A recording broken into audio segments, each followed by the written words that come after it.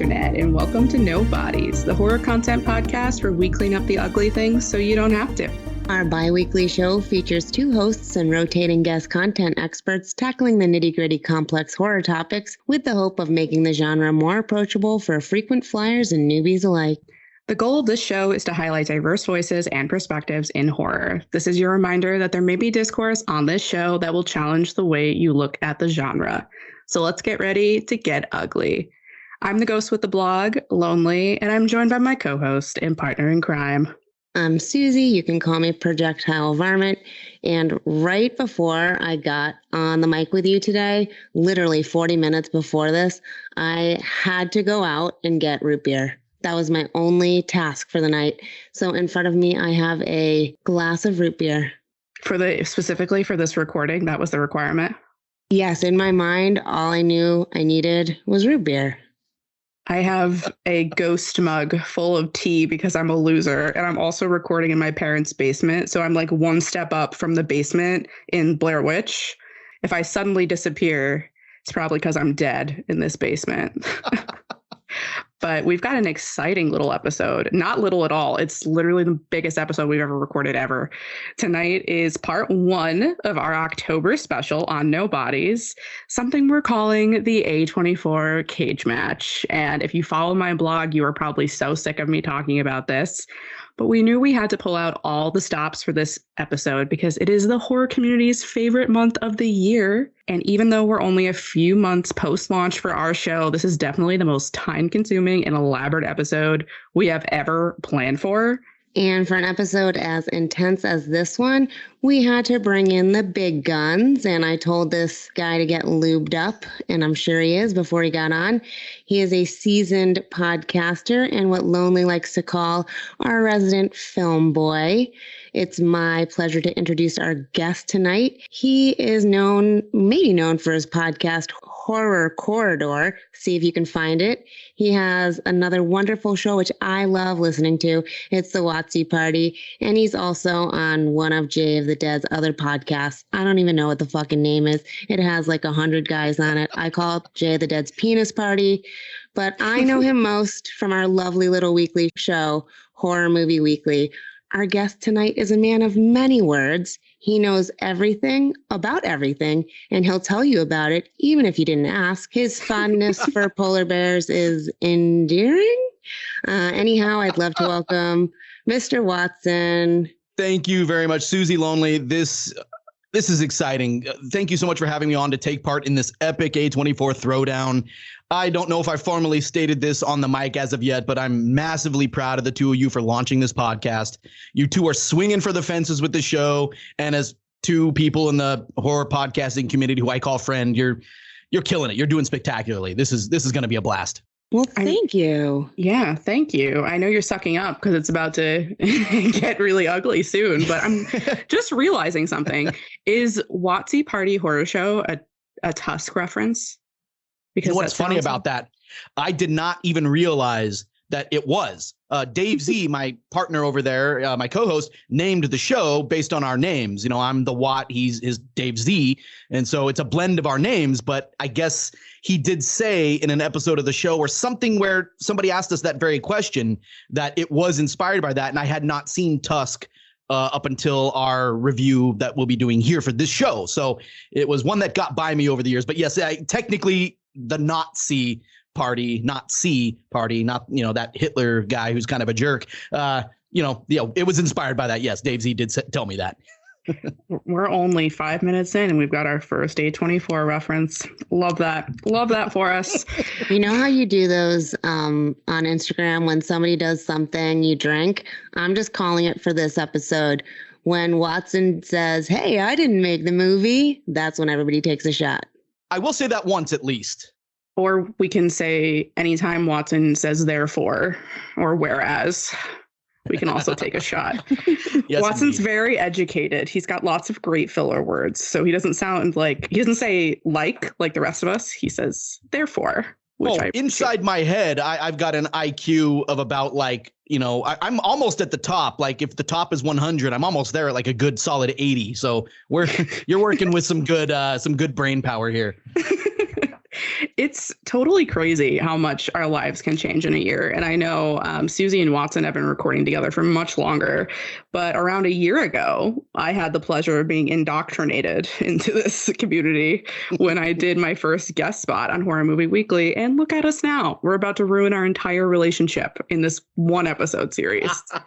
It's going to be so great. Yes. But before we get into tonight's bloodbath, the internet has been begging me to address an elephant in the room. So ever since I announced this collab, some of my subscribers of my blog knew that we were recording with Mr. Watson, and the messages started coming in. So Watson, I'm not sure if you know this, but the internet is convinced that you and I have a feud going. They are?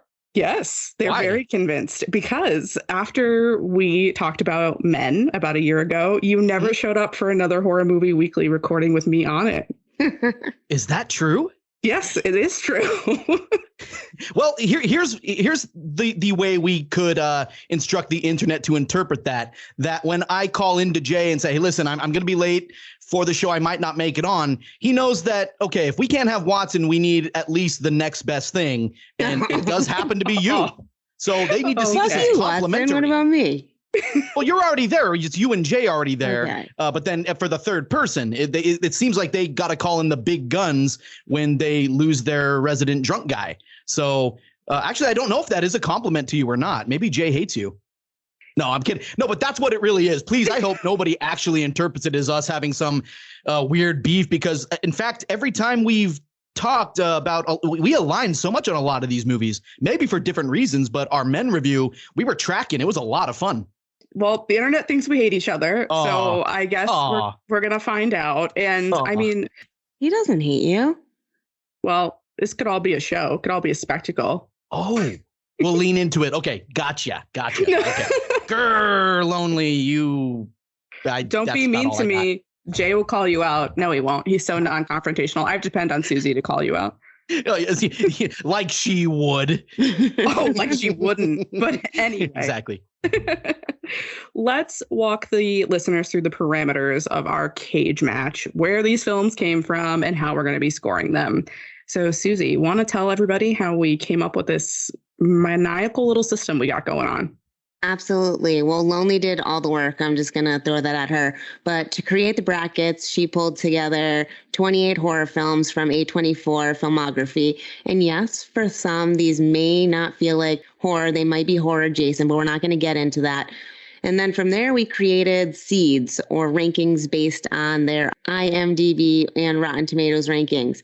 So films with higher rankings got a higher seed, or those with rankings lower got lower seeds. We won't go through all the rankings. The full bracket will be on the show notes and on Instagram. But I will say that the top 3 films, according to IMDb, were Ex Machina, The Lighthouse, and Talk to Me. And the bottom 3 were Tusk, False Positive, and Slice. You heard me mention the full bracket. Well, after ranking all the films, we used a bracket creator like people do for fantasy football or March Madness. And that generated our full A24 Cagematch bracket.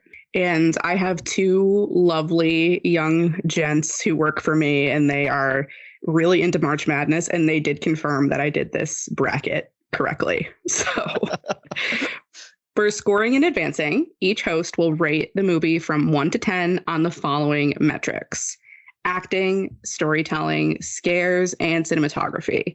We can't give a 0, so the lowest possible overall score for a single film will be 12, and the highest possible overall score will be 120. So that's out of all 3 hosts. And don't worry, we've got a handy dandy pre-coded spreadsheet on standby, so there will be no mental math happening here. We are amateur film critics at best, not mathematicians. The film with the highest score from each round will advance. In the event of a tie, because God knows we've got Watson in the room, so something weird's going to happen, the film with the highest Rotten Tomatoes score will advance. And to keep things interesting, each host will have 1 wild card. A wild card will allow a host to rescore any film that has advanced to another round. For example, if you give a film a 20 in a preliminary round, but feel that it deserves a higher score based on a film that it's up against in a subsequent round, you can rescore it. The strategy of the wild card can be used to sway another judge or just use brute force to advance your top film. You can only use your wild card once, and you don't have to use it at all if you think that you are just that convincing. Suzie and Watson, before we go into the first round, tell the listeners who your top pick for this cage match will be with no explanation. So just the name of the movie. Ooh, okay.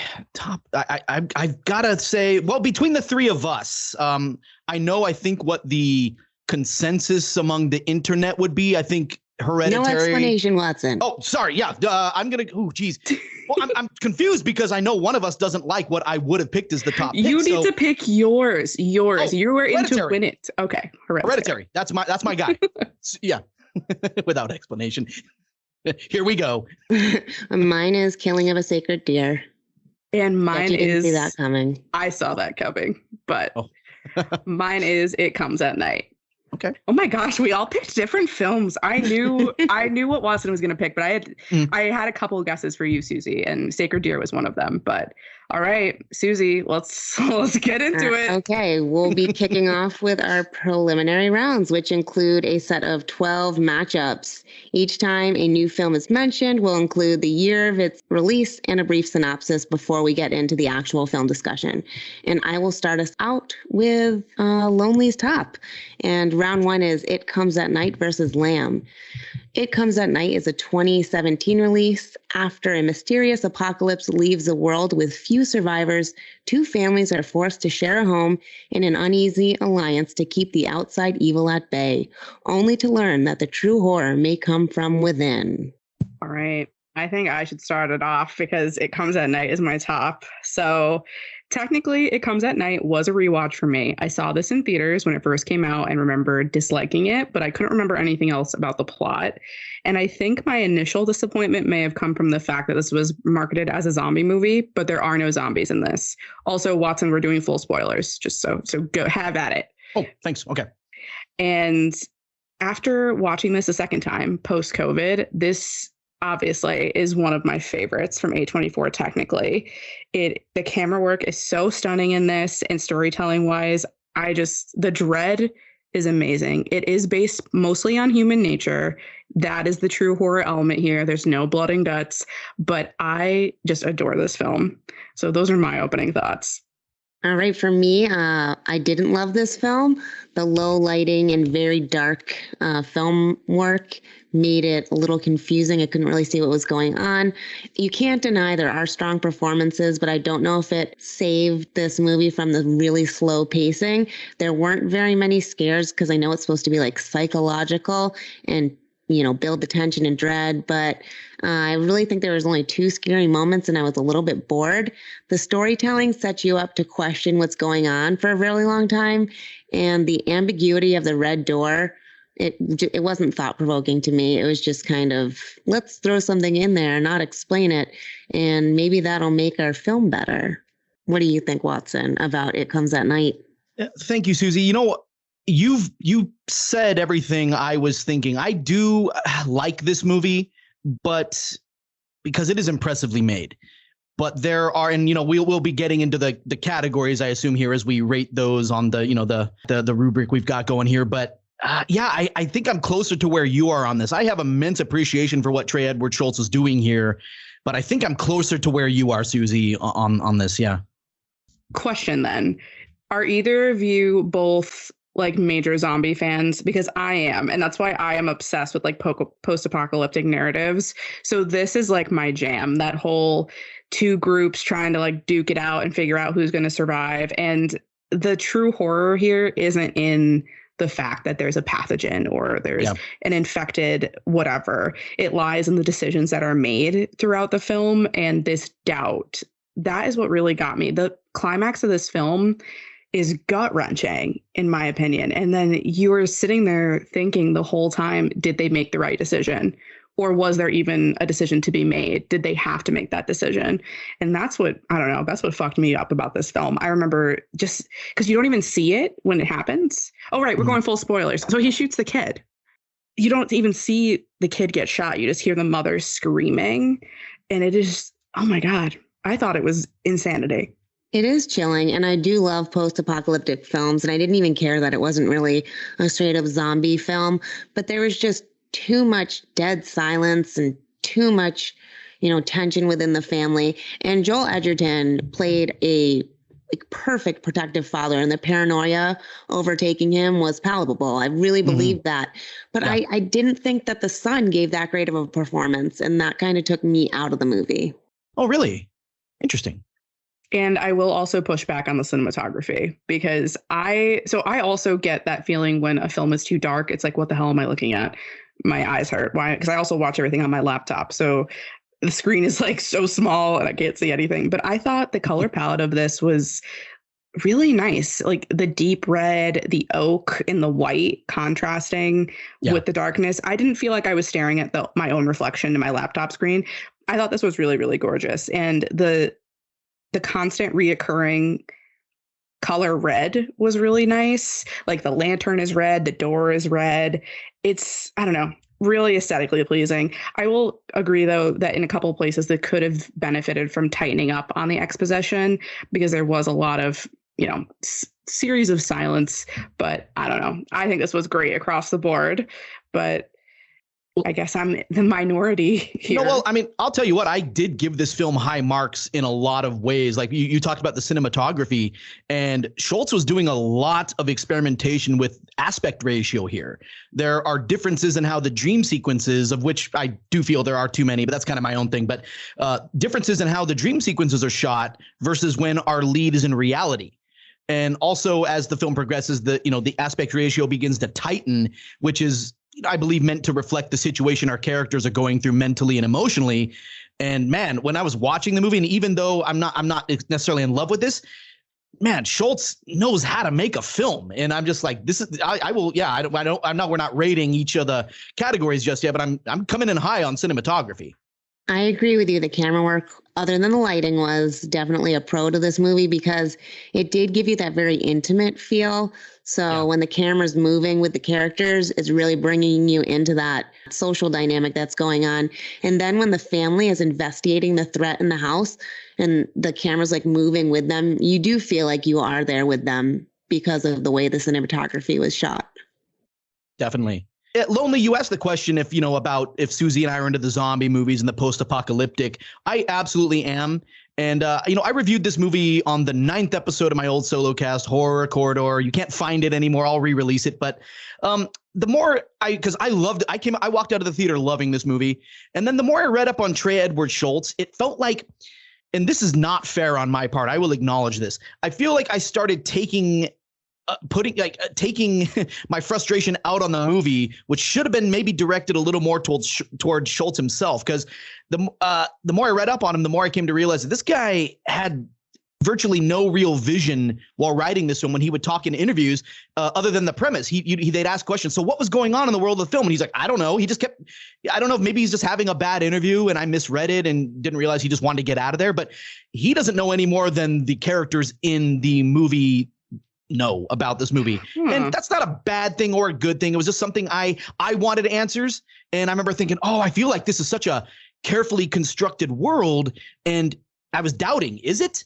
Oh my gosh, you're bringing me back to Lost. Stop. Oh, yeah, well, okay, fair enough, Suzie. And I guess, and he was like, he claimed he never saw it, like The Walking Dead. And I think the only post-apocalyptic stuff he ever saw was like Night of the Living Dead. And I'm struggling to find, do I believe you on this? Because you made an excellent movie in that vein, but to claim you never saw the other movies that paved the way, dude, I don't know. And so I just got a little bad attitude about him, even though this movie is good. I mean, I see why it's your top pick. Like, ask Jay of the Dead.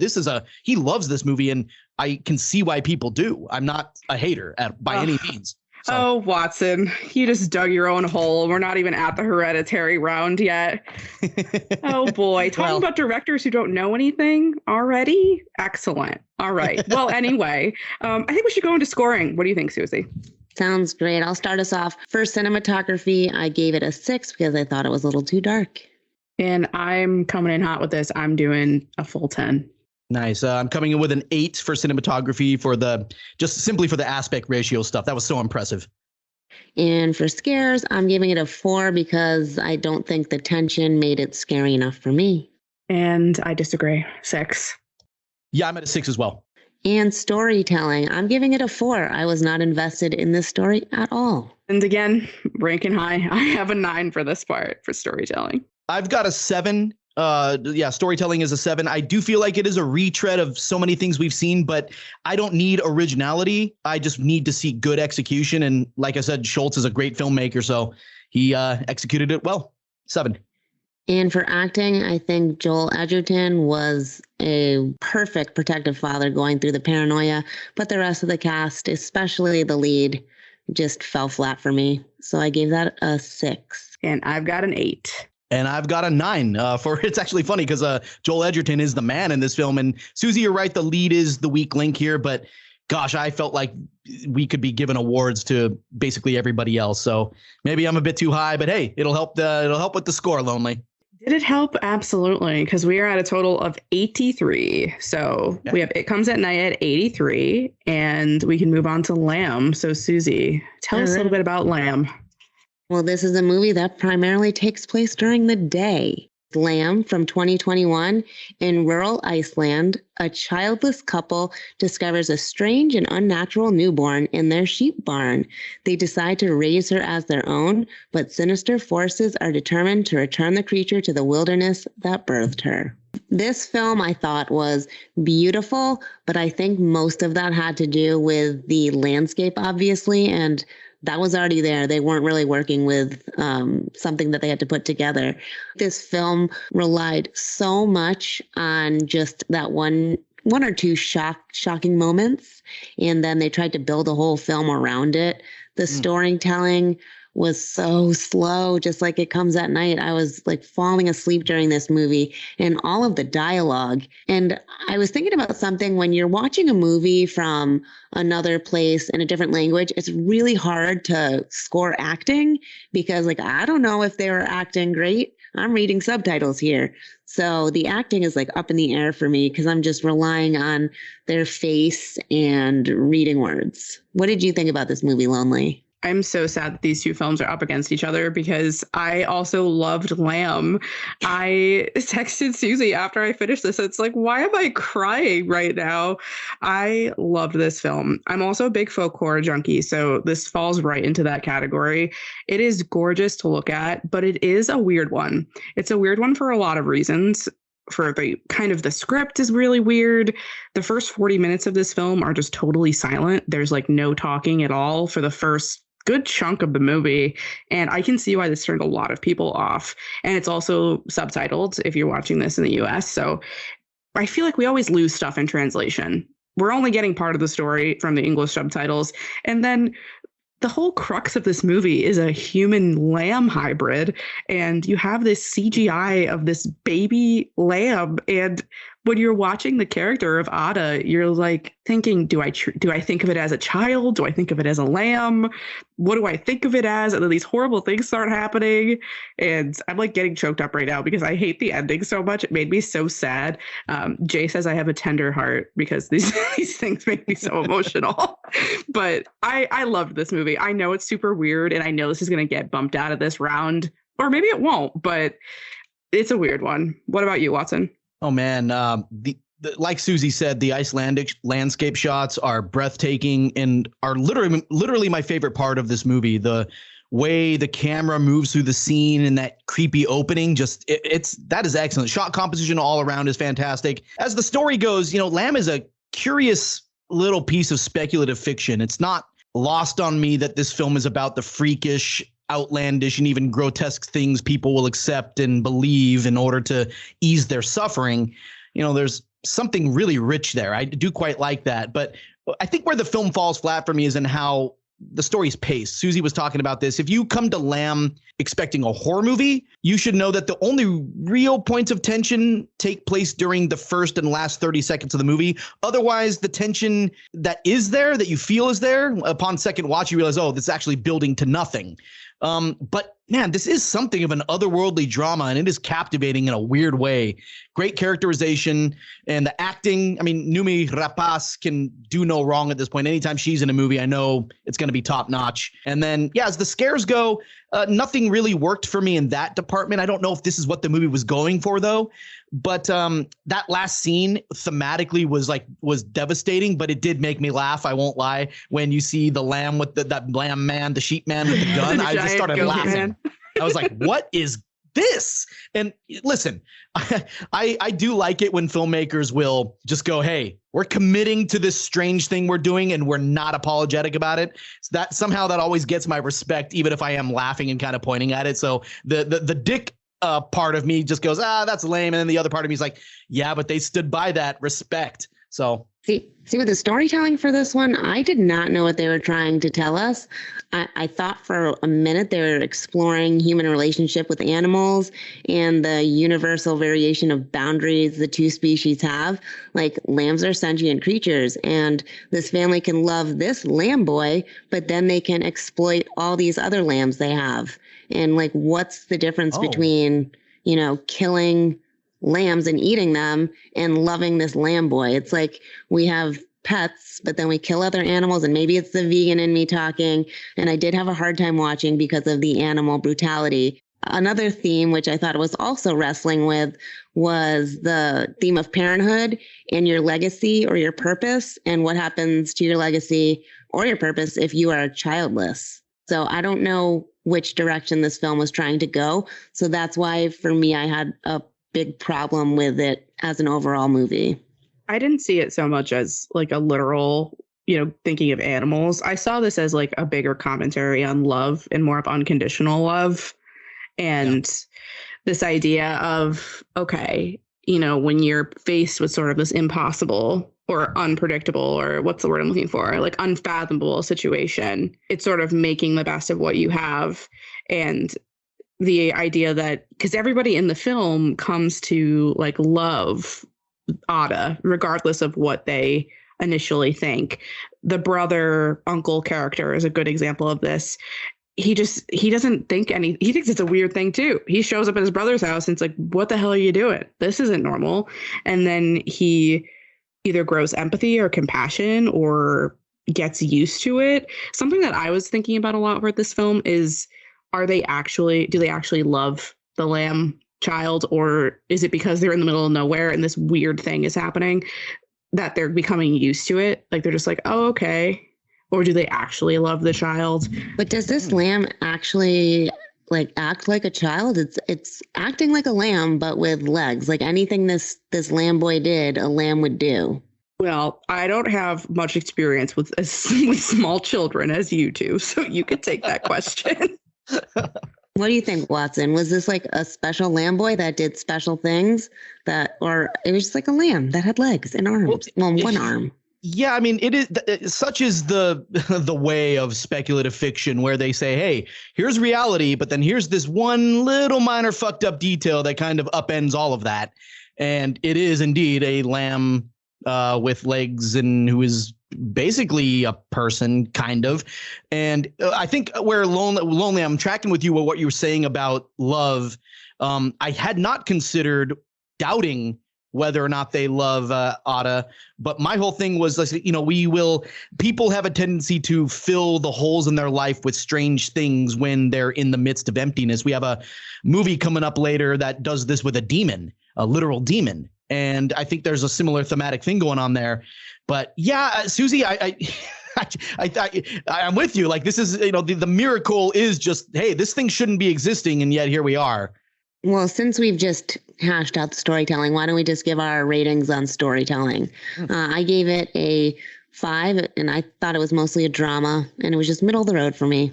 Yeah, I'm at a 6 with same exact feelings. I'm at a 7. So I'm actually surprised that I liked this film more than you guys, and it's about the same.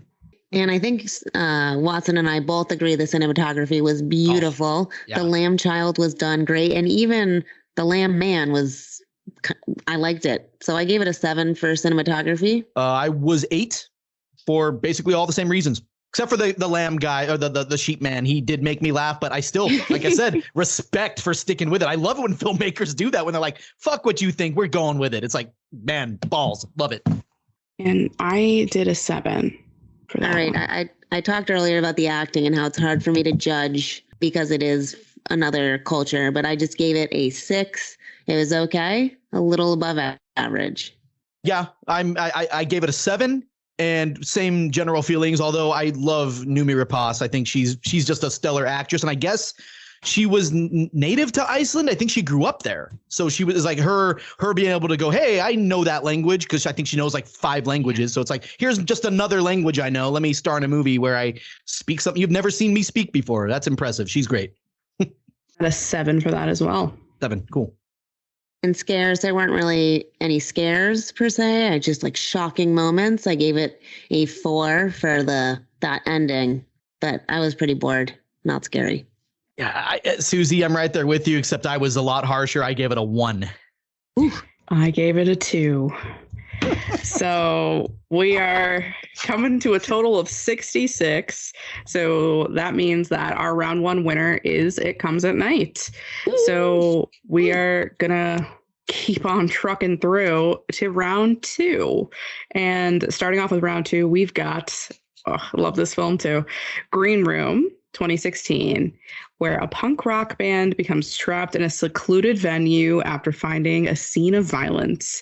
For what they saw, the band finds themselves targets of a gang of white power skinheads who want to eliminate all of the evidence of the crime. Who wants to start this one? You take it, Lonely. So this was actually my first A24 film I ever saw. I saw it on a whim in a theater after school one day in high school, because I'm a young person. And I love this film. I thought the kind of dynamic between the punk rock culture and the neo-Nazi metal culture was really interesting. This episode will come out before our metal episode, but I'm a big metal fan, so seeing like the intersections between the music cultures and how those problematic elements leached through was really interesting. And I'm not a fan of single location horror where the whole movie happens in one spot, and that'll come up later with a different film. But this really did it for me. I was really sold on this location of them being in the same room the whole time. And I think that's because this is a really strong ensemble cast. You could really relate to each of these characters. And I remember watching it with a friend group and being like, okay, you're that guy and I'm this guy. I always identified as the guy who gets his hand stuck at the door, because I'm like, yeah, that'd be me. Yeah, I'd be trying to be the hero and get my arm freaking bisected. And the body horror in this film is stunning. And the one part that always gets me are the dogs, when they start sicking the dogs on people. Oof. But I think this is a strong film. I've always recommended this to people. I usually recommend this as something for them to start with if they're getting into A24. Yeah. I just loved Patrick Stewart in this movie. This role was not anything I would have ever expected him to do, and he nailed it. So convincing. I loved him in this movie, and I hate body horror because it just grosses me out. I like can't even take little kids' teeth falling out. I think that's weird and gross too. But this movie, I had to turn away a bunch of times. This was the second time I've seen it. Was this Anton Yelchin's last film? Close. Yeah. It made me sick to my stomach when I heard watching it again. Died. Yeah, and watching it again. Not watching it, just when I heard he died. I was all in on what this guy was going to be doing with his life, and I know cut short. This is a great example of where he was going. I thought he was the standout character in this role. This movie threw some major curveballs I didn't see coming, especially the ending. And talk about tension. I was on the edge of my seat the entire movie. Yeah. It didn't matter that it was in one location. I felt like I was trapped there with them, and I was contemplating what I would do to get out. Suzie, I'm right there with you. This is one of my favorite A24 films. It's one of my favorite horror films of the 2010s. And if you follow writer-director Jeremy Saulnier's career, it's almost impossible to believe that he pulled off a movie of this caliber. I mean, you go back to his first movie. This is the guy who started off with 2007's Murder Party, which, listen, I love that movie to death, but it had no budget and it looked like it. Like, you could start that movie and go, oh no, this looks like one of those movies somebody did on their phone in 2007. But After that, he did Blue Ruin, which is an indie gem and a classic at this point, and it's shot in a fairly straightforward manner. But it's when you get to Green Room here that we see what he's capable of, that shine and polish, that cinematic class. And as much as I love this movie, I just like it's, it gets me every time. And it's as storytelling goes, and I'm not trying to go through the rubric of, specifically, but just I'm a punk rock guy. And I one time was in a club, an all ages club, when I was 16 years old, and this neo-Nazi walked in, this punk rock metal, or I think he was a punker. He was wearing the whole garb and he was smoking a cigarette. Well, all these straight edgers, they don't, the straight edge people, they don't drink or smoke or anything like that. Go up to this guy, tell him, put your cigarette out and get it and take off those Nazi patches. And this guy, said, fuck you. And I watched my band at the time, watch these two straight edgers beat the shit out of this neo-Nazi who thought he would show up. And he was a big guy, so he probably thought, hey, I can get away with anything. Well, he found out that day he really couldn't. Nothing like Green Room, though. No, Green Room, though, that just brought all that back because, it's the punk, as punk rock horror goes. No, I'm saying he didn't get it as bad as the characters in Green Room. Yeah, exactly. Watson, I once got my eyebrow ring ripped out at a punk rock show. Jesus. By a bunch. It was like punk rocks versus the neo-Nazis. And obviously I was on the punk rock side. Yeah. And I said the wrong thing to the wrong girl. Oh. And ripped it right out. Sorry, can we backtrack for a second? Did Watson say he was in a band? He's I had a tons of bands. That's how you get the girls. Years. Yeah, punk band in my teen years. We were, we weren't allowed to go in any bars, so we had to go for these all ages clubs. The club I'm talking about in this story where I watched the neo-Nazi the skinhead get beat down, it was like a Christian club because there weren't a lot of places the kids, even though most people weren't, necessarily of the faith, a lot of just kids had something to do and go watch music. And I've got some great memories of playing shows there and of, I was lead guitar, a lot of fun, and singer. Yeah, it was great times. Punk rock, man. We'll need pictures after this episode. You know what? I bet I could find some. But yeah, as punk horror goes, I think that this Green Room is like, there will never be a better demon possession movie than The Exorcist, probably. There might never be a better shark movie than Jaws. And I think as punk rock horror thrillers go, this is the pinnacle.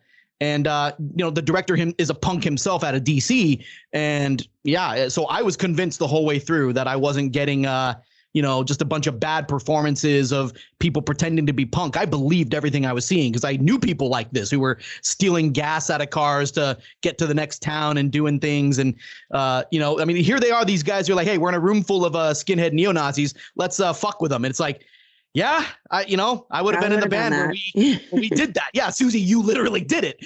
So yeah, very convincing. This is one of my favorites of the bunch. And man, Anton Yelchin, I believe he would have been an Academy Award winner sooner than later. Rest in peace, brother. Jeez. So it sounds like we unanimously like this film, but let's go into scoring. So for cinematography, I don't know. I wasn't super impressed by this one, especially with stacked up against the rest of the A24 resume. So I'm giving this a 6 for cinematography. I thought this nailed the punk skinhead scene to a T. The cinematography was a 7 for me. I felt like I was there. I felt like I was transported back like 25 years. Yeah, and for the exact same reasons that Suzie said, I'm at an 8. All right. And storytelling, on the other hand, this was probably one of the strongest. So I'm giving this a 9. I like the curveballs that were thrown at us, and I gave it an 8. I'm at a 10. Oh, Watson, is that your first 10? I think it is, yeah.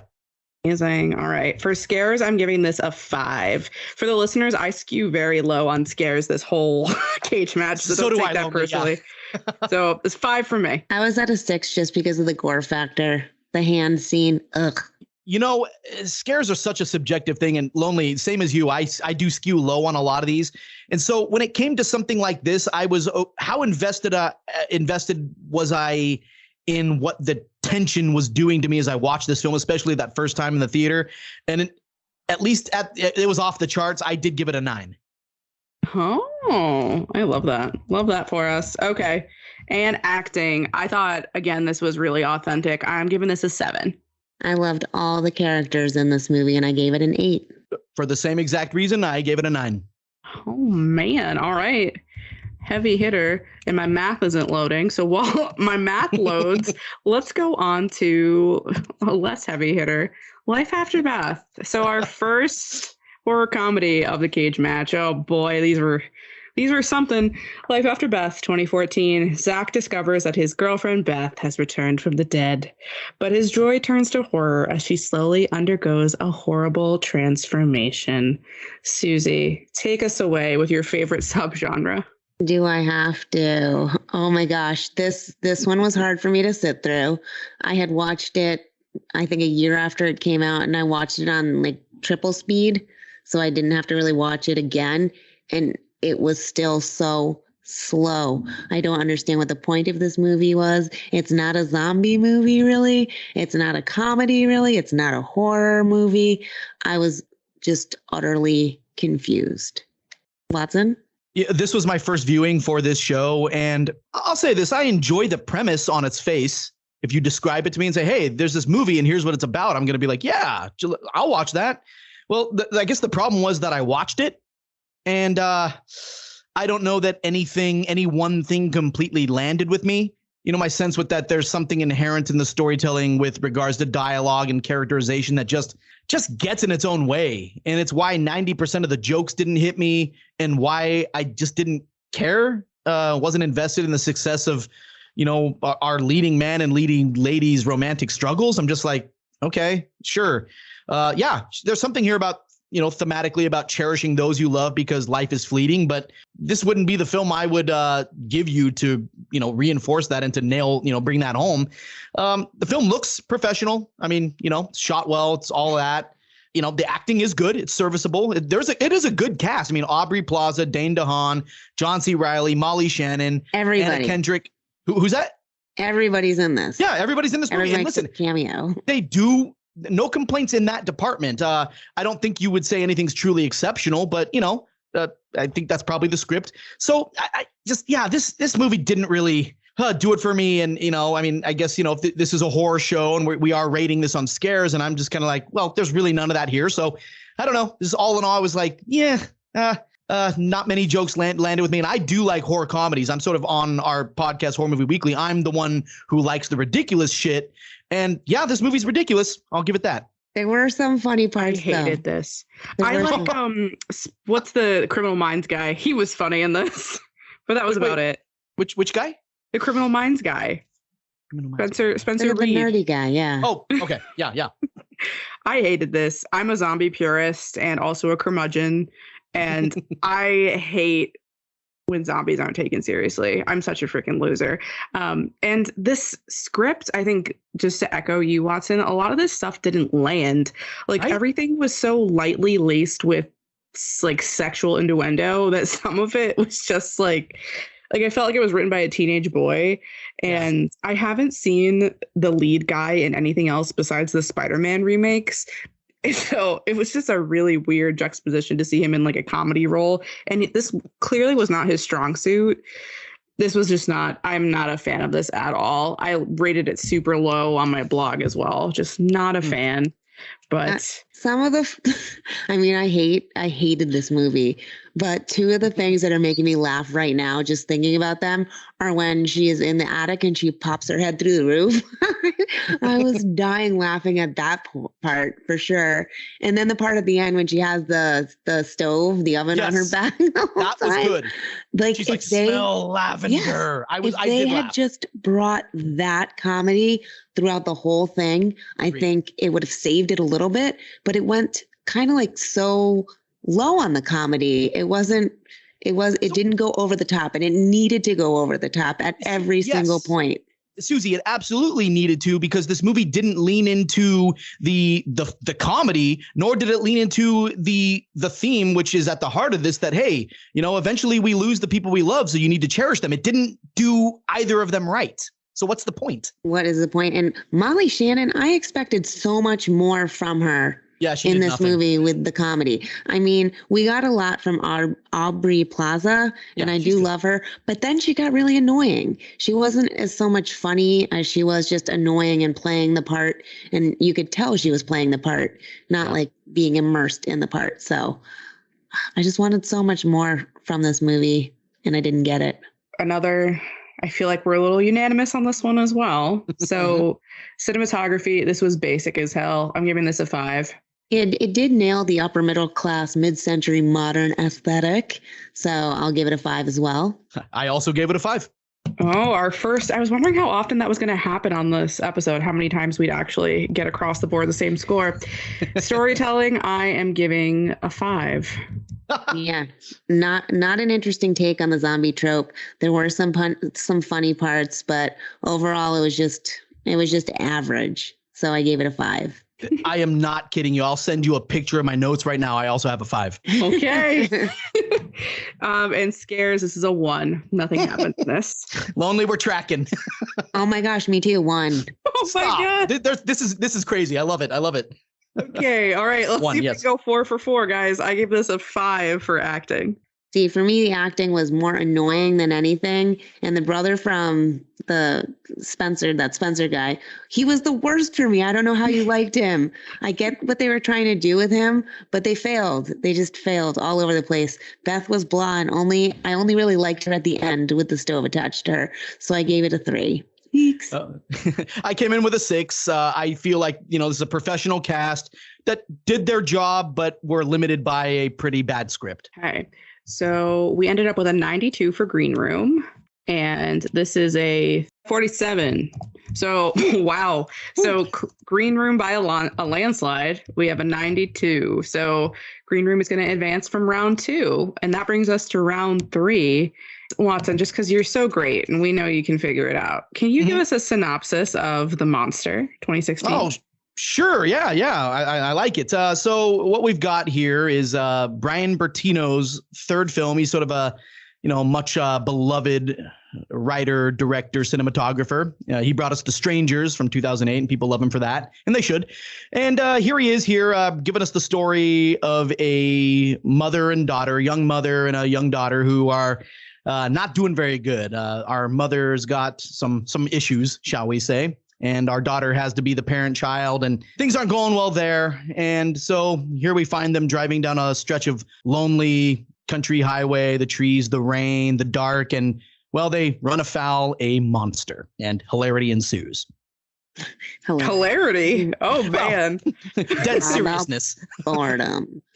Well, I'll start this one off. Did anybody feel like they were watching like a teenager's version of an English essay? Like I felt like a teenager was writing symbolism for alcoholism, and this is what we ended up with. Like a teenager's poem. It was just not great. I know, Susie, you didn't love this one either. No. Do you want me to tell you why? Of course I do. Okay, well, the symbolism was just like too in your face, and we get it. The mom's bad. She can't be relied on. The kid is the one who's acting more like the mom. But the way they were telling us all of this through these totally contrived flashbacks was just like bottom of the barrel beginning movie making techniques. It didn't fit into the story. It fit into the plot because they made it fit into the plot, but it wasn't woven in there seamlessly. It's like, let's look back at when the mom was bad. This is what she did. Now let's get to present time where the mom's redeeming herself and doing good. And it just felt so fake and forced. Yeah, it was so heavy-handed and really, really predictable. I have to say, I couldn't say this in my blog review because I do no spoilers on that, but this monster looks like Venom. Like it looks like did anybody else get that? I'm like, why is Venom in this movie? Cameo. I never thought of that. That's funny. Yeah. What about you, Watson? I like this movie. I do feel like, well, you were talking about the heavy-handedness of the themes, and I wasn't even certain how to what degree Bertino was committing to the subtext here. I sort of got, of course, like you said, there's something to the metaphor here, it's pertaining to the mother Kathy's addiction and how that's the monster in her life. Meanwhile, that addiction has turned her into the monster in her daughter's life. And, I think there's something there. And, I like you're saying, you two felt like this movie was hammering on. I felt like it just sort of threw it out there and was like, I don't know. And so I didn't feel like it committed. I don't know. It's kind of weird. But what I did like, if we're talking about my favorite thing about the movie, is Bertino tends to keep his antagonists mysterious. You never, in all 4 of his movies, you never know who these bad people or creatures or things are. He just does this thing where he's like, listen, evil is afoot, and that's all I'm giving you. And over the course of 4 movies, I'm like, okay, I see what you're doing. I recognize the MO. I'm in. It's fine. I don't dislike this movie, and I wouldn't say it's a movie I love. I think it is kind of scary if you like creature features. I didn't think the Venom thing. I think if you do, any of you listeners out there do track with what Lonely's saying, that this does look like Venom to you, it might ruin the experience. I didn't get that, but if you did, I could see this maybe wrecking the. It's the teeth. I know, you're right. I didn't even think of that. But I am going to get, Bertino knows how to make a movie, and he was a cinematographer before he sort of got into the directing and writing. And so he does know how to compose shots and make a beautiful product. I wouldn't say it's an empty product, but I would say that it doesn't deliver on what I suspect they were going for. I don't know. Does he know how to make a movie? Because these are all the things that I fault this movie for. So the monster has visually, chance to get. Okay. I mean visually. All right. Well, then I'm going to go into storytelling and why it sucked. Sure. The scenes in the car did not seem realistic at all, and the conversations they had were just made to help move the plot on. Why did the daughter call 911? Like, the mom only had a broken hand. Yes. Yes. That was my biggest making question. The daughter call and like telling the daughter what to say. Just grab the fucking phone and call yourself. That didn't make sense. Yeah. Lizzie, I think that it was supposed to be an analogy because the mother like has no responsibility. But yes, I had that question written down in my notes. Why is the daughter's the parent child? She's gonna do everything. Yeah, I got that. Yeah. And then the mom says to her in one scene, like, I wish you'd listen more. And then they made that like really important, that statement, like if she listened, like they brought it up in 2 different places. So I'm like, why are they bringing this up? And then it didn't come back in any other way. The buildup to the monster wasn't worth it. The monster totally could have gotten Lizzie when it had its chance. And why didn't it? It just didn't, to build the tension. It was like following a recipe for how to make this monster more like elusive. And there's one scene where the kid holds a knife to the mom's throat when she's sleeping. That was fucked up. That would never happen. That girl would have never done that. And at that point, I was like, I'm done. This movie, not worth it. And the monster being afraid of the light, please. Sorry, I just went on a rant there. No, so I guess that's like storytelling. Yeah, it's a really heavy-handed commentary on like addiction and how like the monster is addiction and the daughter is fighting the monster and her mother's addiction. And I really don't want to continue to beat around the bush with this. So scores, shall we? Yeah, storytelling, I gave it a 3. Okay. I gave it a 5. Storytelling, I gave it a 5. Okay. What about cinematography, Suzie? I do think that it was beautiful. And like Watson said, the director knows how to craft a movie with the fog and the rain. So I gave it a 6. I disagree. I thought this was basic. I thought this was something you'd find like on Tubi. So I'm giving this a 5. Oh, wow. Yeah, I'm at the other end at an 8. And scares. I am giving this a 2 because of Venom. I didn't think the monster was scary. I gave it a 3. Oh man, I'm at an 8 again. Now, the Venom thing, listeners, if you do see what Lonely's talking about, Lonely's score is almost certainly and down there in that range, that's almost certainly the proper score. I thankfully didn't see that. I was spared the Venom imagery. For acting, I thought this was so bad that the first part of the movie, I actually thought it was an English dub. So I'm giving it a 4. So for the acting, Zoe Kazan, is that how you say it? Kazan, the mom. All I could see was her from Roseanne, right? That's the daughter from Roseanne. What? Is it? Or am I don't know. I don't know. It could be. I don't know. That's wild. Okay, maybe I'm wrong, but that's what I pictured in my head. And she had the same attitude, the same like, fuck you. I'm just like me and deal with it. And so no, that didn't work for me. And Ella Ballantine, who was Lizzie, and that was the child. I thought she was bad. I thought she was a bad actress. And then I looked like, what else is, and I hate saying that kids are bad actors, but she was, and she's not in anything. So I guess the rest of the world agree with me. So I gave the acting a 4. I did not like either of those characters. I'm just barely above you. I thought it was serviceable. I felt the performances were fine. It's like, we're doing a professional production here, and we have actors who did the part. I'm just I'm non-committal on it. Just like, okay, 6 out of 10. All right. We're coming out of 59 for The Monster, and we'll keep it rolling. Watson, tell us. Let me just interject. Zoe Kazan is not the daughter from Roseanne. That's Alicia Goranson or something. She played Becky. Yeah, I'm wrong, but that's okay. We should have just kept it. That could have been an excuse for a listener to finally call us and tell us that we were wrong about Roseanne. All right. Killing of a Sacred Deer. This is going to be pulling teeth for me. But Watson, go ahead. Plot synopsis. All right, here we go. So Steven, a charismatic surgeon, is forced to make an unthinkable sacrifice after his life starts to fall apart when the behavior of a teenage boy he has taken under his wing turns sinister. Oh boy. Okay, so this is one of the worst art house films I've ever seen. If you, after watching several hundred horror films in my lifetime, I should not have to read a Roger Ebert essay to understand what the fuck I just watched. Unless some of you are sitting on a literature or an anthropology degree, I'm not buying that you got this either, because it's a retelling of a Greek tragedy. If you all are that educated, God bless you, because I had no fucking idea what was going on with this. It is well acted, beautifully shot. The sound design is very, very impressive. But it's so clunky and strange. It's sterile. It's bizarre.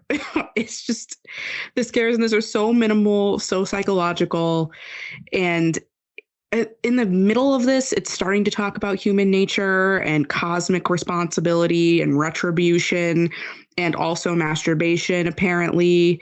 But I digress. So yeah, this is a perfect example of how art house constantly fails itself. It elevates the horror beyond the point of anybody recognizing it.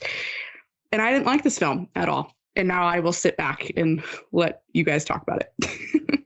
Everything you didn't like about this film is everything I loved about it. I loved that it was ambiguous. There were no rules in this. This world that they kind of immersed you in, with the characters talking in that very monotone way, with no facial features and explaining things like very literally, made me feel like so gross and uneasy that I had massive anxiety when I was watching this movie and the character interactions. And I was like, that's good. It is making me feel very weird right now. I didn't understand that it was supposed to be a retelling of a Greek tragedy, but I don't think you needed to. For me, this was a movie with a family put in a fucked up situation with no outcome that would be worth it. And it was just like bad things happening to a family. We don't know why. And I usually like to have all the rules and know why something's happening, but having it rely on this is like very minuscule, like fact that the surgeon, the dad in this movie, like killed some guy because he might during like a surgery process, because he might have been a little bit tipsy, to cause like this catalyst and this domino effect to get to this point. I just thought was like, wow. I can't believe what I'm watching. The whole time I was watching this movie, my eyes did not steer off the screen. There's one scene at the end where you see, I think it's the daughter kind of like pulling herself on the sidewalk. Do you guys remember that part? Mm-hmm. Like trying to get away from the house. And like, I was like, oh my gosh. It was just so uneasy. I just found these characters to be so unlikable. And they were supposed to be. Go ahead, Watson.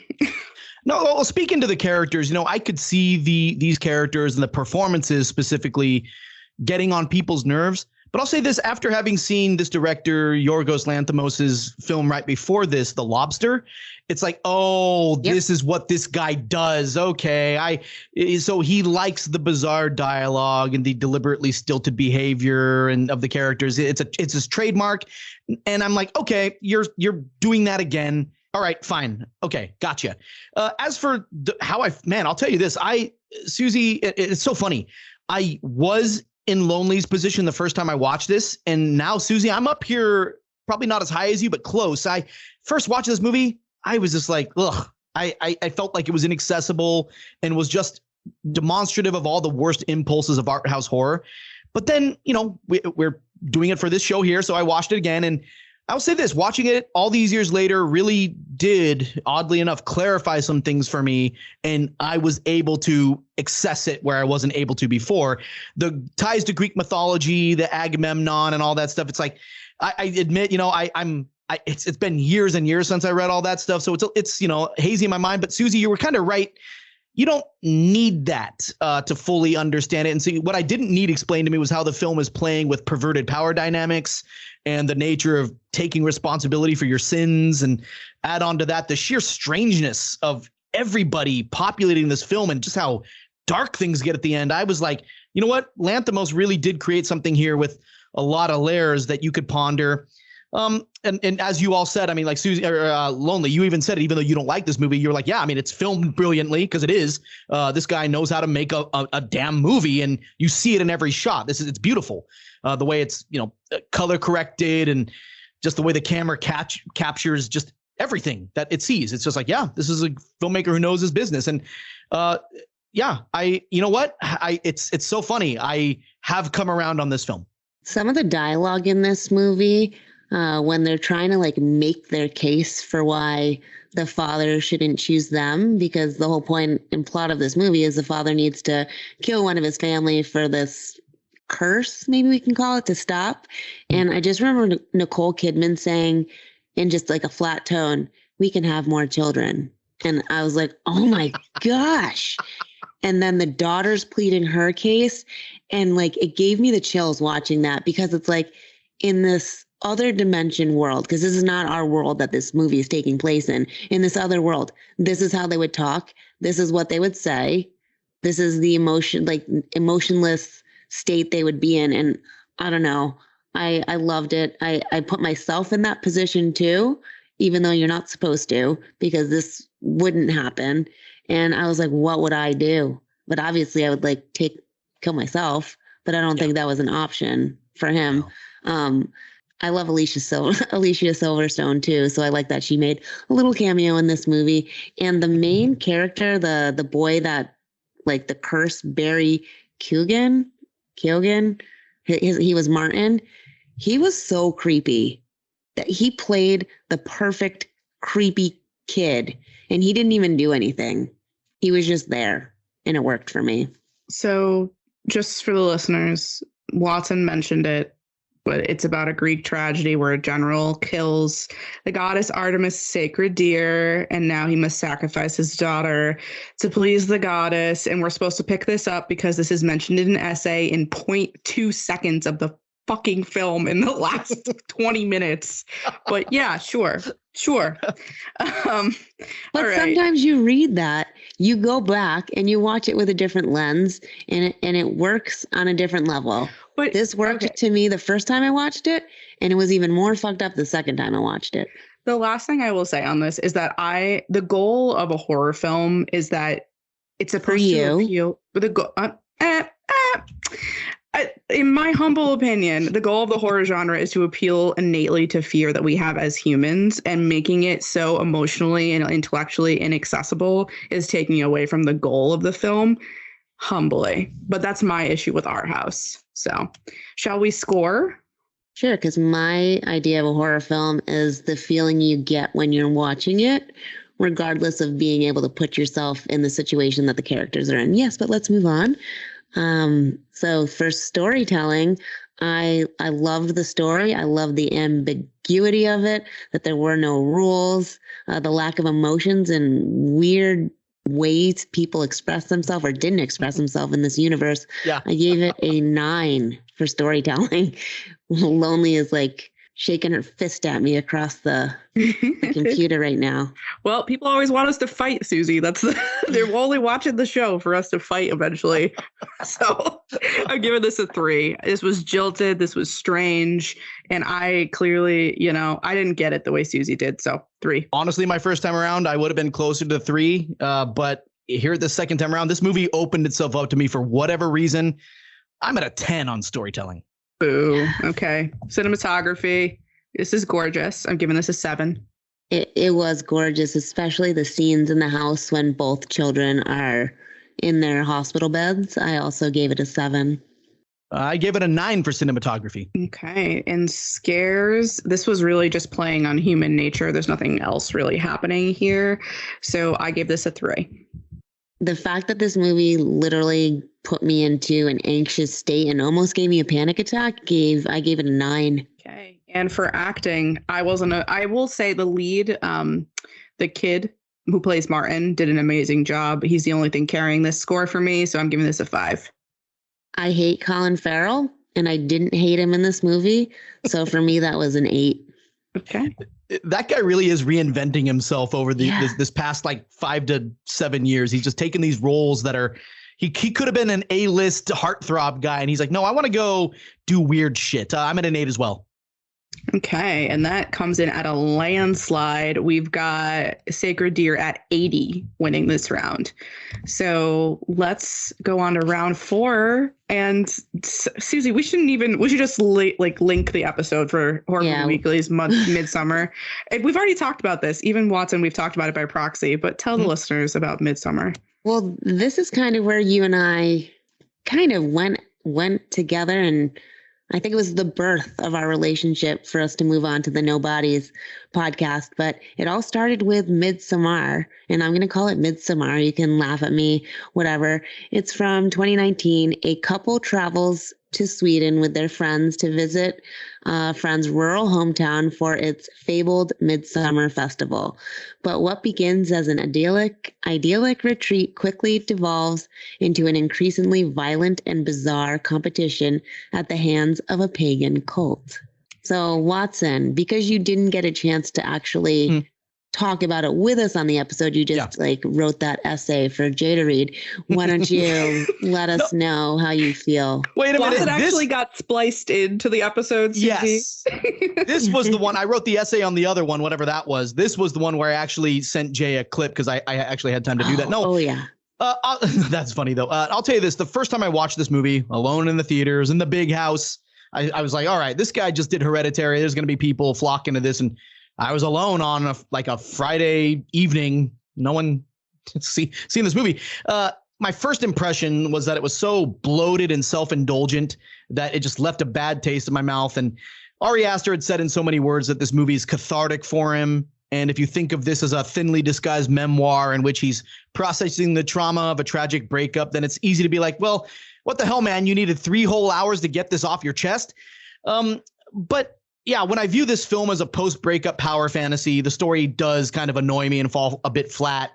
But upon subsequent viewings, I've had to watch this movie for a few podcasts, and I've come to realize that there's more than meets the eye with regards to what this story's doing. And, as you watch Danny's slow and careful indoctrination into the Harga's cult, you might not realize that, you yourself as a viewer are being indoctrinated along with her. And there's just a brilliance to the way this film utilizes what's called dispositional alignment theory, which is, we've all been there, where it's basically like viewers enjoy seeing certain characters in a movie die on screen because we feel they deserve it. Well, this is put to great use as we root for Danny's empowerment, only it's fucked up. She never gets it. And all around her are the dead bodies of her friends and the cult that just preyed upon her to get her to join their ranks so she can pop out babies for them. This movie is operating on some levels I didn't even realize. And so when this hit me, I was like, geez, Aster, I hope this is intentional, because in all his interviews, he just talks about, I went through a bad breakup and this is me processing that. I'm like, yeah, but talk about the cult stuff. Talk about and he never really did that much. Ominous movie. Beautiful movie. I mean, whether you love or hate Ari Aster, this guy is probably one of the best horror filmmakers as far as visual aesthetics go. And the performances he gets from all the actors he uses, it's shocking how good this guy is. Even if you look at his films and go, oh my God, here we go again. Yeah, I don't know. Suzie, what did you think of Midsommar? I'm right there with you. The first time I saw this movie, I was like, really? This is what we're getting after Hereditary? And I did not like it. And then when I rewatched it for our Horror Movie Weekly episode, I started to pick up on some of the things that I completely overlooked before. And I started noticing like all the whiteness and all the white people in the movie and thinking about that theme in there and how it was almost about keeping the bloodline clean. It was almost a take on white supremacy and the horrors that go on with people that have that, you know, that idyllic view in their mind, that disgusting view. And I watched it through that lens the second time. And I also picked up on all of the artistic visual, like breadcrumbs or Easter eggs that were hidden within the film. So there's one scene where her parent, what? Well, yeah, the trees were, I still don't really see that. I try, but I can't. Oh, but really? Okay. There is a scene where the parents are dead in the bed, and next to them is a picture of the daughter, Danny, and on top of it, there's flowers all over it, which made me wonder on the second watch, was this predestined, or was she sought out to be the May Queen? So I watched it through a completely different lens the second time, and I thought this was such a well-crafted cult universe. Like they created it with the architecture, with the art, with the costumes, with the hair, everything, with the ruins and the books. It all felt like it fit together. Florence Pugh as Danny was brilliant. Yeah. And the only thing that I did not like about this movie was I wish they had left out the part with the boy that had the physical deformities, because it just added on minutes to the film that didn't need to be there. And I don't think it added anything. But other than this, I love how ambiguous this movie is about what it is supposed to mean. And I don't think Ari Aster ever really tells us exactly what it's supposed to mean. Isn't that a reoccurring theme for the episode? But this is my second highest film out of the whole Cage Match. I've always really loved this film. And it was such a comeback for me as somebody who isn't a fan of Hereditary. This was a kind of redeemed Aster for me. It gave me some hope. It gave me some strength to look back at Hereditary and try again. This is a gorgeous film. Absolutely gorgeous. And it has horror in the daylight, which is always fun.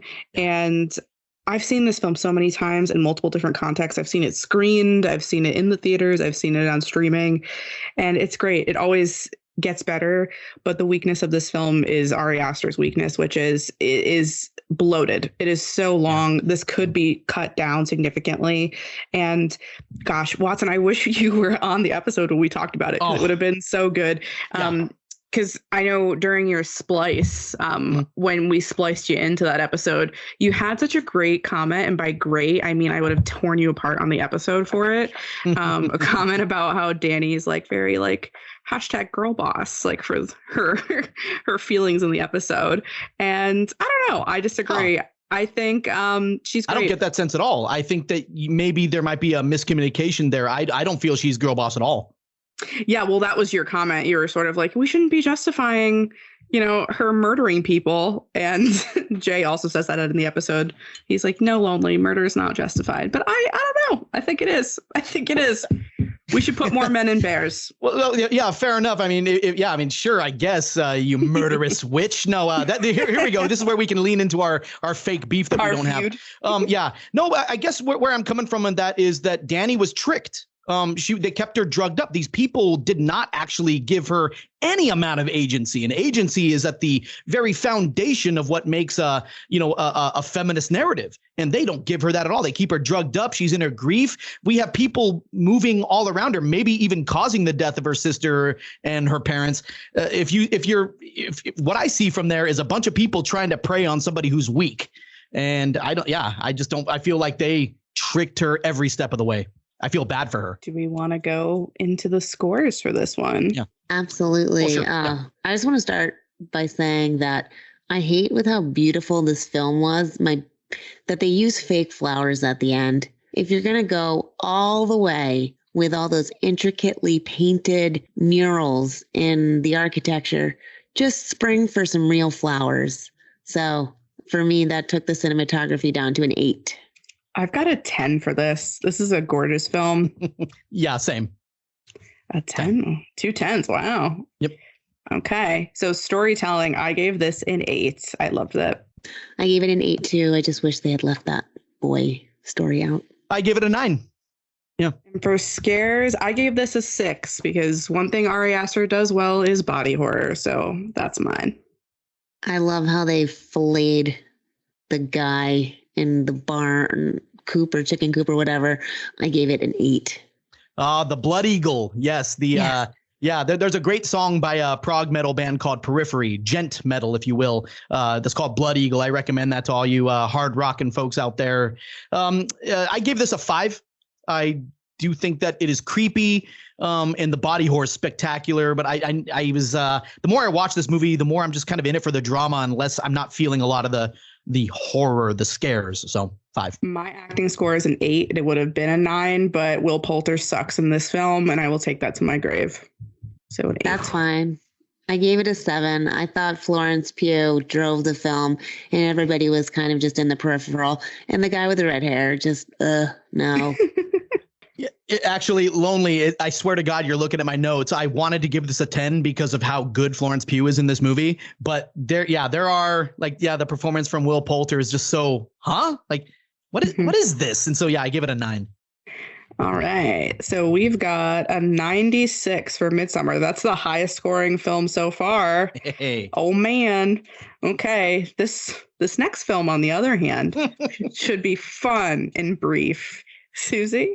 Oh, I have to talk about this one? Well, you got to do the synopsis for Slice. Oh, gosh. I just want to erase this one from my memory completely. This is from 2018. In a spooky small town, when a slew of pizza delivery boys are slaying on the job, 2 daring survivors set out to catch the culprits behind the cryptic crime spree.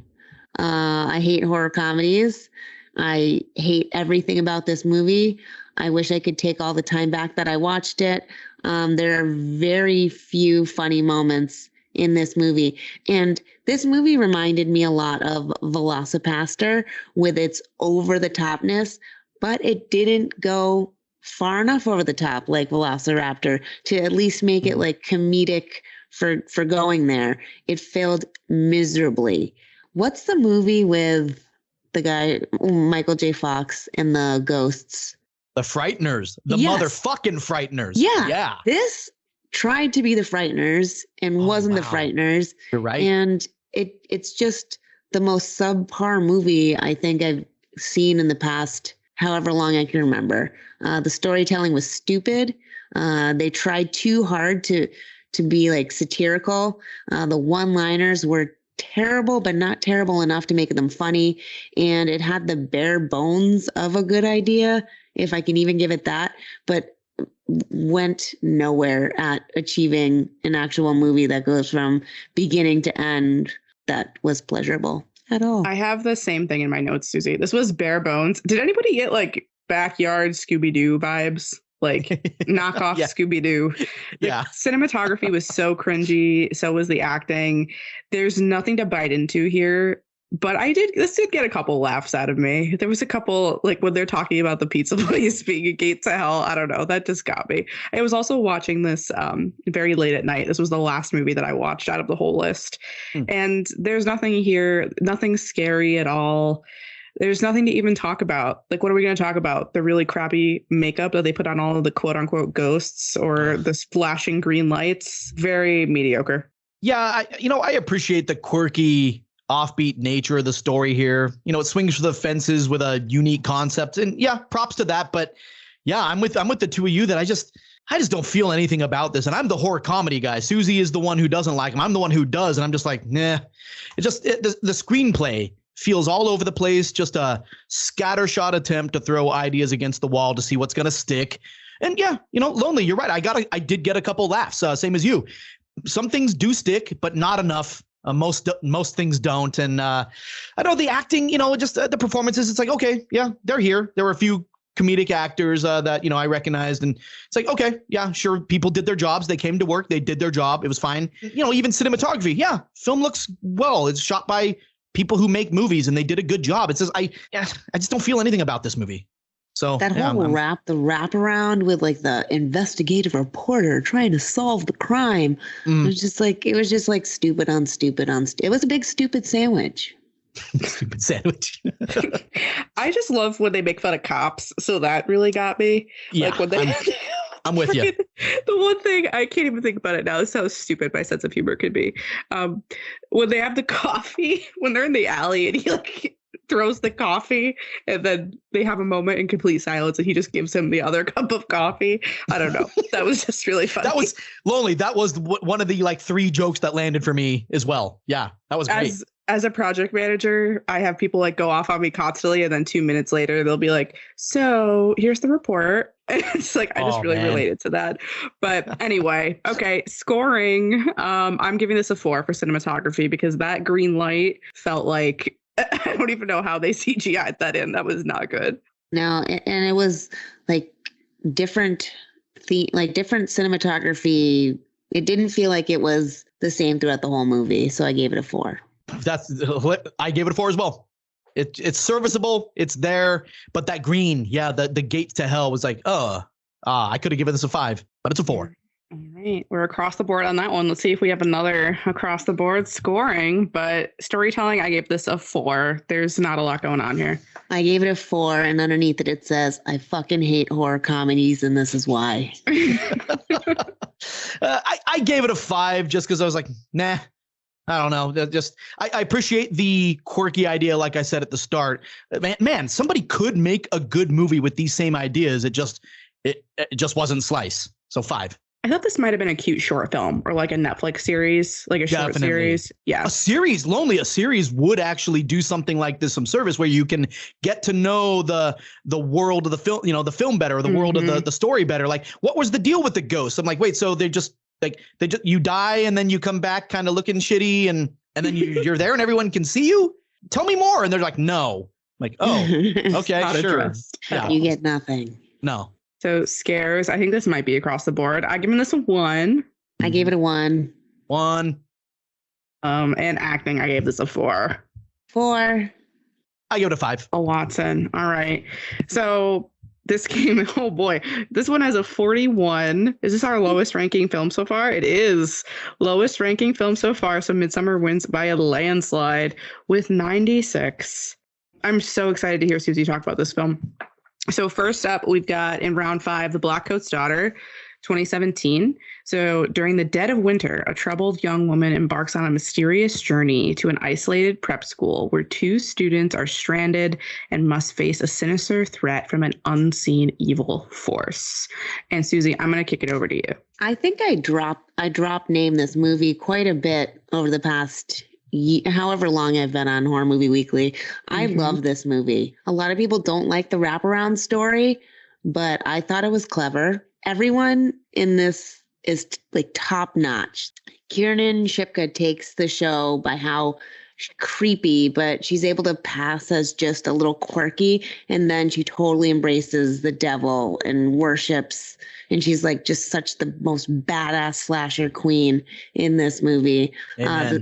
The scares were subtle. I mean, there's nothing there that's going to like jump out and scare you, but it's like this constant in the background, menacing tension. But there was that brutal stabbing where she just keeps going and going and going. And I was like, wow, she's not stopping.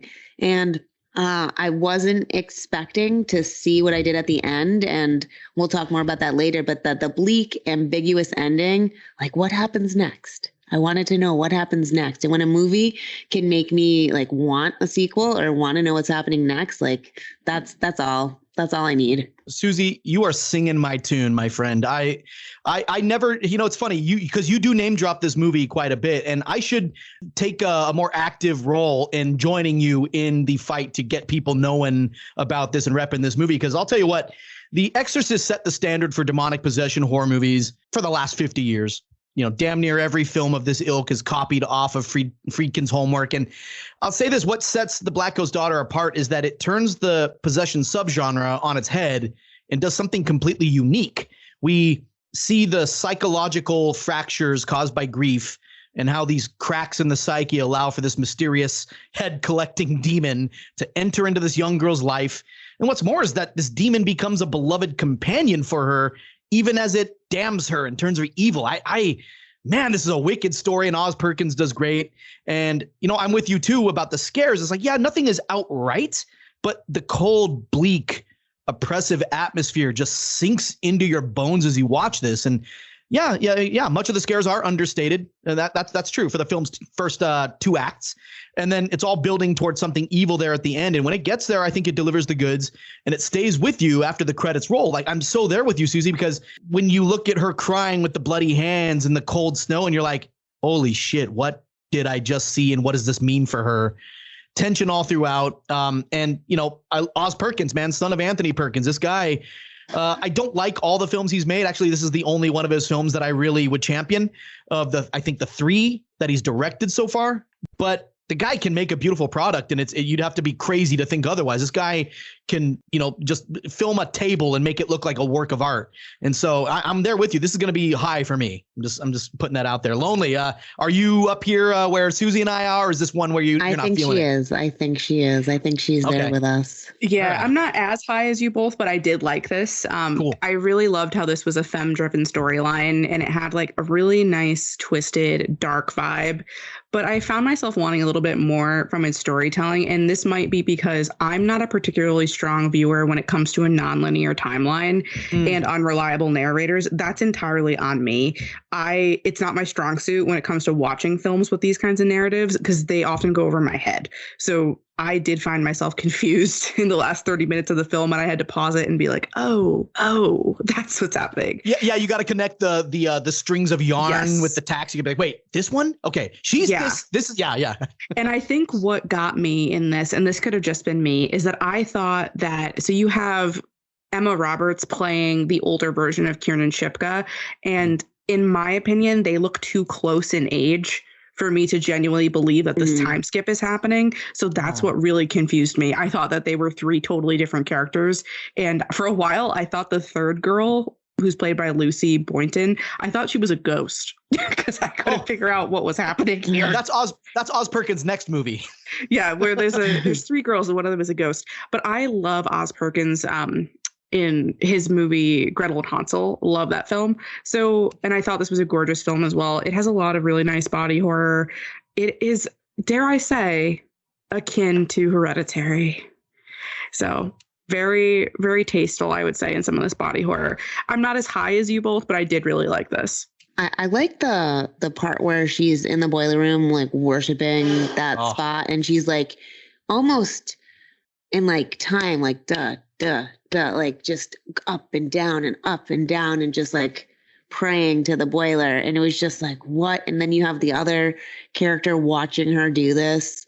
And I enjoyed that character storyline, the storyline of Rose, how she is there also in the dormitory and she's pregnant, and like that is overcoming her. Like she's like, oh my gosh, what am I going to do? And that's not even what she has to worry about. And then you have her like feeling like her parents are going to like hate her. She's going to be in trouble. But like, then you get to the point where it's like her parents would just be happy that she's alive, because you see them, was it like 15 years later, maybe coming back. It was touching, and everything about this movie was well done and deliberate. There was nothing that was added in for fluff or to push the plot. I thought it was a very well thought out movie. So since you both feel so highly, why don't you score first? So what are you feeling for cinematography? I thought it was bleak, very bleak. And the juxtaposition, as Watson was saying, with the bloody hands in the snow, I gave it an 8 for cinematography. I'm at a 9. I'm at a 6. I like this, but I don't know. I really wanted more from this. I think that's my general feeling on it. Oh, sure. Yeah. How about storytelling? I liked the nonlinear timeline, because then when it comes together at the end and you didn't know that these things were happening, these storylines were happening separately, you're like, what? So like just the coincidence, the happenstance is perfect for me. I thought the storytelling deserved a 9. For all those same reasons, I'm at a 10. And all right, I'm at a 6 because I suck. All right, scares. No. The brutal stabbing was enough for me to give it, because it wasn't a very scary movie. It was built more on tension, but that brutal stabbing, just a 7. Yeah. It's so funny because this movie did stay with me and got under my skin a little bit. And for that reason, because not a lot of movies do that, I did go pretty high on it. And I am at an 8. Right. And I gave it a 5 for the severed heads. Yeah. Acting. I think everybody was perfect in this movie. Loved everybody. I gave it a 9. Yep, same. I'm a huge fan of Kiernan Shipka. I think she's, her and Emma Roberts at this point are legitimate scream queens. And even Lucy Boynton has done a ton of work in the genre. I think everybody nailed it. It was kind of cool to see Emma Roberts go against type. She's usually, she gave a subdued performance here where she's usually kind of the mouthy, hot, bitchy chick who's going to tell you all the stuff. And, because she's good at that. She plays that role. That's her, probably in real life even. Maybe not. That's not fair. But just she does that well. And here she's just quiet and restrained. And it's like, damn, good job. So yeah, 9 out of 10. I gave this a 7. And in real life, she got arrested for beating Evan Peters. So see, I hate that. I'm not a fan. Yeah, I'm not a fan of any of that stuff. Oh, geez. Yeah, I forgot about that. I don't think anybody is a fan of. No, oh, geez. I've got stories. Anyway, we don't need to get into this. It's a conversation for another day. Yeah. All right. On to, our total, quite high. We're at 93. How'd we do? 93. 93, okay.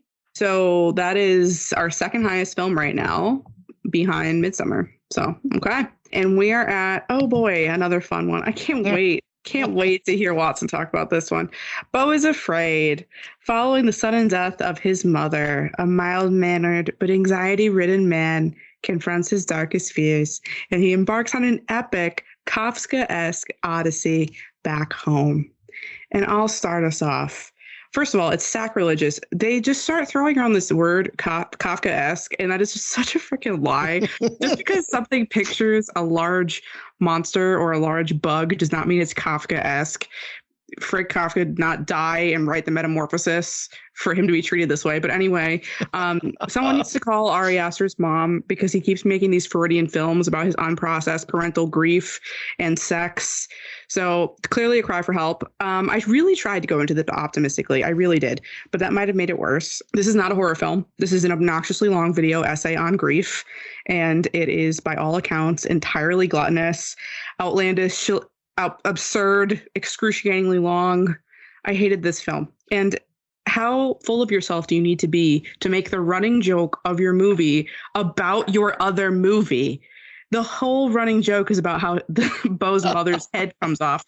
When I tell you I was threw the remote across the freaking room, I'm like, what kind of person do you need to be? And I want it to be known that Ari Aster grew up rich, is still rich, and nothing has ever, I don't want to say nothing bad has ever happened to him, but like, what the fuck? Also, there's a penis monster. So that's that. All right, I've said my piece. Oh, I hated this movie. It was long, drawn out, and now when you always are saying you hate Ari Aster, I'm like, maybe I hate him too. And this movie is just long and boring. I don't even know what to say about it. It was beautiful, though. I will give it that it was shot very beautifully, but there was nothing that helped me withstand with the 3 hours that I sat. It was so long. I had to take a 20-minute break halfway through to muster up the courage to finish it. Yeah, this took me 3 or 4 sittings to actually get through. I don't even have anything to say about it. I thought it was a bad movie. And I love Joaquin Phoenix, so, Watson, did you love this movie? I cannot believe what I'm hearing right now. This is no, I can absolutely believe what I'm hearing right now. I hated this movie.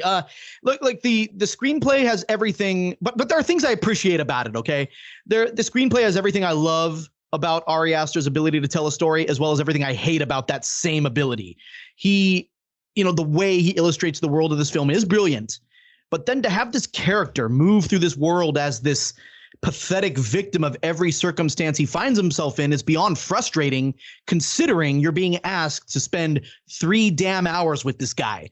Take a drink. And I challenge anybody who watches this movie, take a drink of light beer. Every time Beau apologizes or says, thank you, you will have alcohol poisoning by the end of this 3 hours with light beer. Hell, even water. There's a ton of inventive ways that Aster explores what Beau is going through. And a lot of it, yeah, it's beautiful. It's fantastic. But I think Lonely, you were just talking about the alluding to the level of self-indulgence here. It's off the charts. I'll tell you this. I admire artists who make art for themselves and for themselves alone. There's something punk rock about that. Ari, I'm with you in spirit. But if you expect me to spend my hard-earned money and time on your vanity projects, buddy, you got to make them accessible. You got to be, I don't know what the hell this guy needs to do, but I was never able to find myself in on what's going on in this film, even though I could intellectualize it. It's just a one-note story that's decorated by a ton of gorgeous artistic excess. That's all this is. And, love him or hate him, Ari Aster knows how to shoot a fucking film and make it look amazing. No one's debating that. Even the worst, of his haters will go, yeah, this guy makes some of the most beautiful movies you're going to see, but what's it all for? And so, yeah, I'm with the two of you on this. I watched it in one sitting somehow, but I had drinks on hand and we got through it. Yeah. What's it all for? It's like violent, gratuitous, the sexual content, the drugs, and it was too much. Yeah. And when we ask, like, what does Ari Aster need? Probably therapy, but Yeah. Shall we score? Let's do it. Okay. Yep. Echoing. Yeah, all bets are off. I mean, Ari Aster can shoot a movie. I'm giving this a 7. I have cinematography 7. You got it. I hate to do this, but I gave it a 10. It's probably the best shot film in this whole thing, with the exception of maybe his other movies. So I gave it a 10, even though I'm like, God damn it. Yikes. I know. Apologies. I'm sorry. I had to be honest here. Storytelling 1. I gave it a 2. Oh, generous. I gave it a 3. Oh my goodness. Handing out shit today. Scares, I gave us a 1. I gave it a 1 too. There was nothing scary about it except for how long it was. I gave it a 1. Okay. And acting, Joaquin Phoenix tried his hardest. I gave it a 6. He did try hard. I mean, you can't argue that. And he was just working with what he had. I gave it a 6. I mean, yeah, I gave it an 8. Aster knows how to get the best performances from his actors. And when you're dealing with someone as talented as Joaquin Phoenix, even with this shit show of a script, you're going to get a masterclass on how performance art goes. And it's Joaquin Phoenix. So 8. So that brings us to a 53 for Beau is Afraid. So by a landslide, we have Blackcoat's Daughter winning with 93. Gotta get that. Yeah. Shoot the lame horse while we're down. Believe it or not, that is all the time we have left for this episode. Our full updated bracket featuring tonight's winners will be on our Instagram page and in the show notes. Join us next week to find out which films make it through the preliminary and secondary rounds of our A24 Cagematch. You heard it right. We will be releasing a new episode every Saturday in October, so stay tuned. We want to give a big thank you to my fuzzy, adorable polar bear, Mr. Watson. Aww. This is just hour 1 of 3 he's spending with us tonight. Lucky guy. Where can the listeners find you? Thank you, Suzie. Everybody, come check out more of Suzie, more of old Projectile Varmint, Jay the Dead, and me, Mr. Watson, over on Horror Movie Weekly. Weekly, it's, yeah. I mean, Jay, stop putting stop making time sensitive titles. I'm learning that the hard way myself whenever I tell people about the releases of, how often my shows are coming on. I'm always a liar. Check Jay and me and a whole bunch of fine fellas out over on Jay the Dead's New Horror Movies at newhorrormovies.com. And then you're going to want to hear Dave Z and me on the Watsy Party Horror Show. We've been on a bit of a break, but we're going to be coming back very soon here with some great stuff and some cool new ideas. So stay tuned for that. And man, I can't wait to see what comes of this next week for the listeners. Suzie, that's you. Oh, shit. And when I am not here having so much fun with Lonely and some other person, I'm having less fun with my side guys over on Horror Movie Weekly. We are a weekly show and we talk about movies from the past 5 years. Jesus, take a shot every time we talk about Jay. Oh my God. This isn't even his show. Jay's the best. Oh, we love Jay. You can find my horror reviews and rants for Lonely Souls over on Instagram at Lonely Horror Club. I try to post reviews at least once a week. And if you haven't caught up on my Cagematch reviews, catch up on all of them now before episode 2. And watch me cause problems in Filmstagram whenever I can. You can also find my writing on my website, www.lonelyhorrorclub.com. Thank you, dear internet, for tuning in to episode 9 of No Bodies. As always, sources, additional reading, and all that fun stuff, including our Cagematch bracket, will be in our show notes. We want you to weigh in on these first couple of rounds and let us know who you think your top bet is. Leave us a message at 617-431-4322 and keep up with our antics on Instagram at No Bodies Horror Podcast. And last but not least, especially since we are a new show, we would love if you could like, subscribe, and leave a review wherever you get your podcast.